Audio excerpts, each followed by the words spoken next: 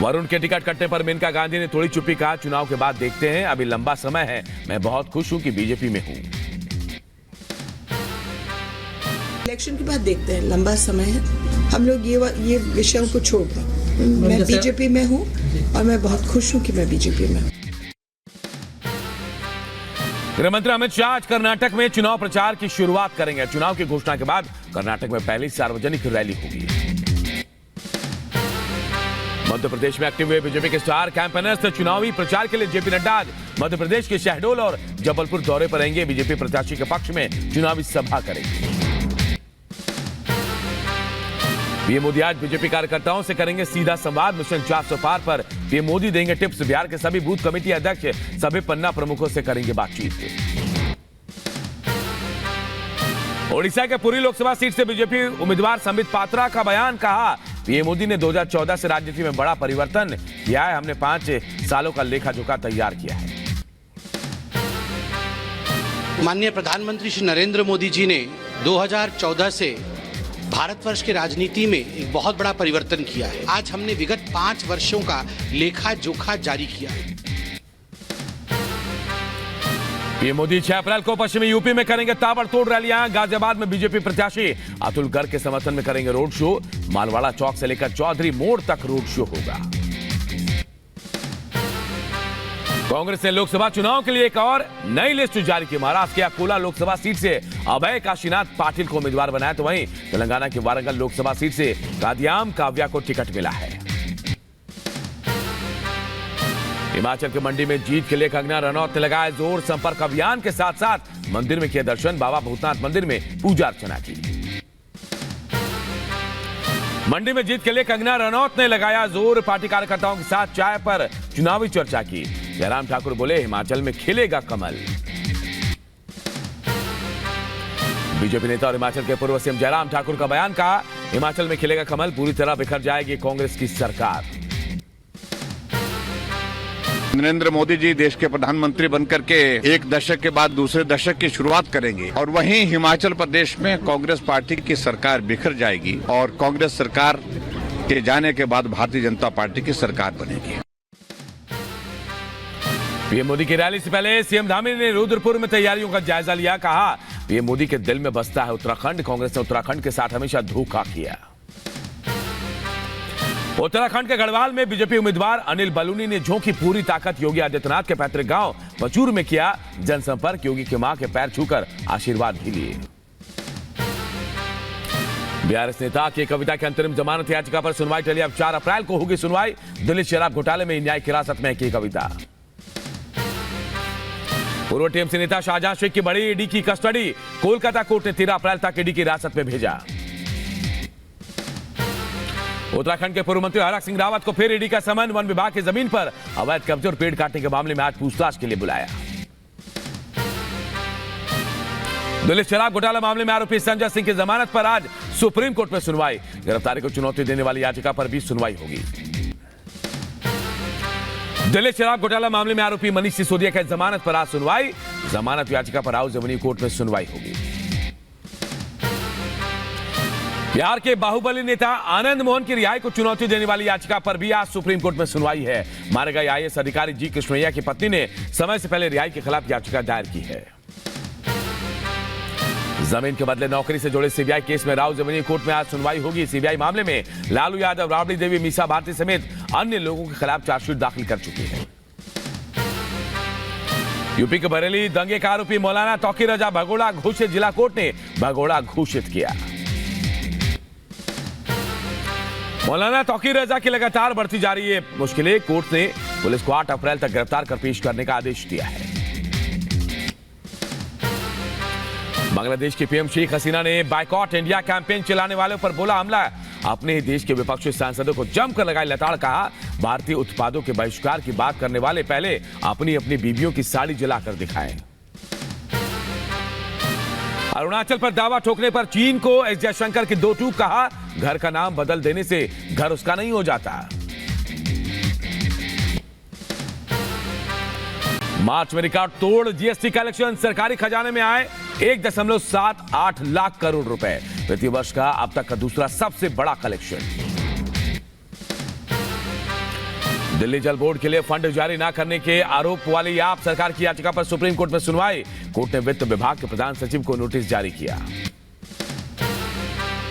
विधायक राज्यपाल हत्याकांड के आरोपी का कोर्ट में सरेंडर। इसरार अहमद को सीबीआई कोर्ट ने सुनाई सजा। सरेंडर के बाद दोषी इसरार अहमद को भेजा गया जेल। मुख्तार अंसारी की मौत के बाद बांदा जेल अधीक्षक को धमकी, फोन पर दी गई जान से मारने की धमकी। माफिया मुख्तार के भाई अफजाल अंसारी ने जेल अधिकारियों पर लगाए गंभीर आरोप। कहा दुर्दांत अपराधियों को बचाने के लिए मुख्तार की हत्या की रची गई साजिश। यूपी के बदायूं में बिजली विभाग के अधिकारियों ने बिजली ट्रांसफार्मर का निरीक्षण किया। कमियों को दूर करने के कर्मचारियों को निर्देश दिए गए। यूपी के शाहजहांपुर में स्कूल चलो अभियान के साथ मतदाता जागरूकता रैली का किया गया आयोजन। जिला प्रशासन वोटरों को जागरूक करने के लिए लगातार कैंपेन चला रहा है। यूपी के अंबेडकर नगर में आगामी चुनाव को देखते हुए अर्धसैनिक बलों ने किया पैदल फ्लैग मार्च। स्थानीय लोगों को निष्पक्ष चुनाव कराने का भरोसा दिया। पश्चिम बंगाल में तूफान से भारी नुकसान। जलपाईगुड़ी में राज्यपाल सीवी आनंद का प्रभावित इलाकों का दौरा, पीड़ितों से बातचीत की। कहा नियंत्रण में हालात। बीजेपी नेता और पश्चिम बंगाल के विपक्ष के नेता शुभेंदु अधिकारी ने भी जलपाईगुड़ी का दौरा किया। तूफान प्रभावित लोगों से मुलाकात की। पश्चिम बंगाल के अलीपुरद्वार में भी तूफान से तबाही। सीएम ममता बनर्जी ने प्रभावित इलाकों का दौरा किया। जलपाईगुड़ी के हालात पर टीएमसी नेता कुणाल घोष का बयान। का रविवार रात सीएम ममता बनर्जी ने घायलों से मुलाकात की, जबकि बीजेपी के प्रदेश अध्यक्ष प्रचार में व्यस्त रहे। यूपी के बहराइच में चारा काटने जा रहे युवक पर मधुमक्खियों ने हमला किया। गंभीर हालत में अस्पताल में युवक को भर्ती कराया गया है। यूपी के बहराइच में हाईवे किनारे खाने के होटल में लगी आग। हादसे में हजारों का सामान जलकर हुआ खाक। जानमाल के नुकसान की खबर नहीं। यूपी के बुलंदशहर में चोरी की 3 वारदातों का पुलिस ने किया खुलासा। काफी मात्रा में चोरी का सामान और अवैध तमंचा के साथ 3 लोग गिरफ्तार किए गए। यूपी के बुलंदशहर के खुर्जा पुलिस ने 3 चोरों समेत 5 शातिरों को गिरफ्तार किया। लाखों के चोरी के आभूषण और अवैध असलहे बरामद किए गए।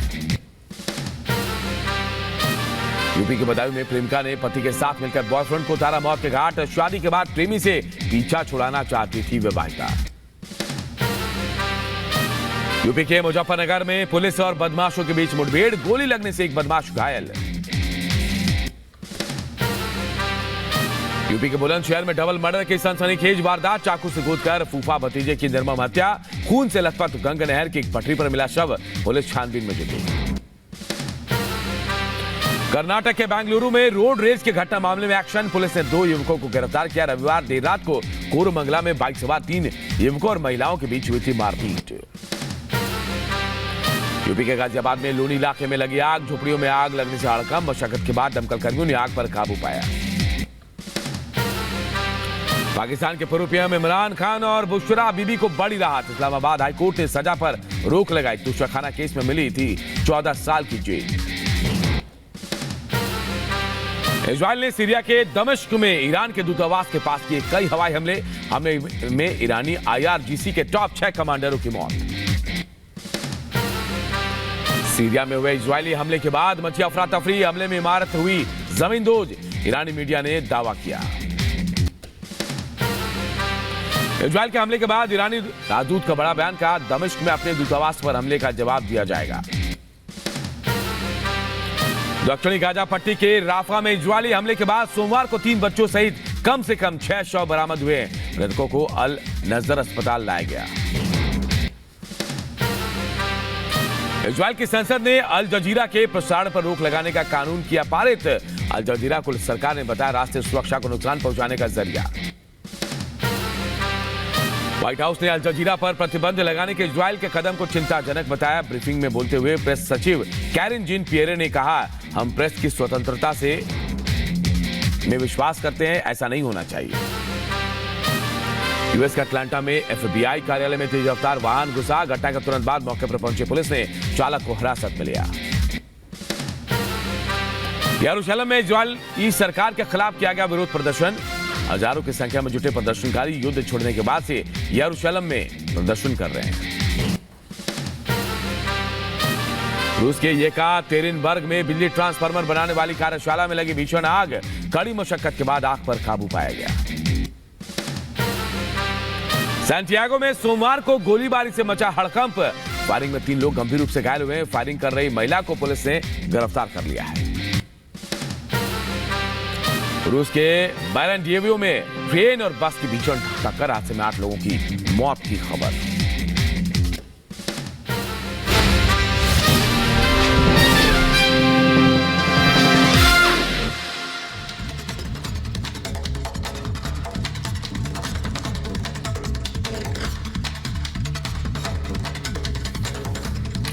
और दिल्ली के मुख्यमंत्री अरविंद केजरीवाल को कोर्ट ने तिहाड़ जेल भेज दिया है। 15 अप्रैल तक जेल में भेजा है और इसी दौरान अरविंद केजरीवाल ने कई खुलासे भी किए हैं। उनके खुलासे के मुताबिक जो विजय नायर है वो सौरभ भारद्वाज और आतिशी को रिपोर्ट करता था। इसके बाद अब बीजेपी ने भी तंज कसना शुरू कर दिया और कहा कि पूरी आप पार्टी भ्रष्ट है और अरविंद केजरीवाल अपनी पत्नी को मुख्यमंत्री बनाना चाहते हैं और यही वजह है कि आतिशी और सौरभ भारद्वाज का नाम लिया गया है। एक एक करके देखिए, तमाम जो हैं आपके मंत्री नेता इस पूरे मामले में फंसते जा रहे हैं। इससे जुड़ी एक रिपोर्ट आप सबको दिखाते हैं।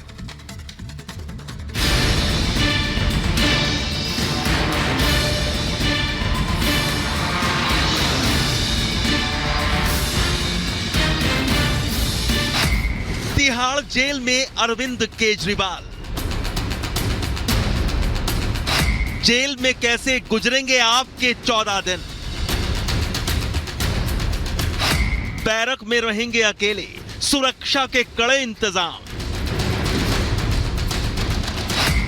दिल्ली सीएम की क्या क्या खास मांग?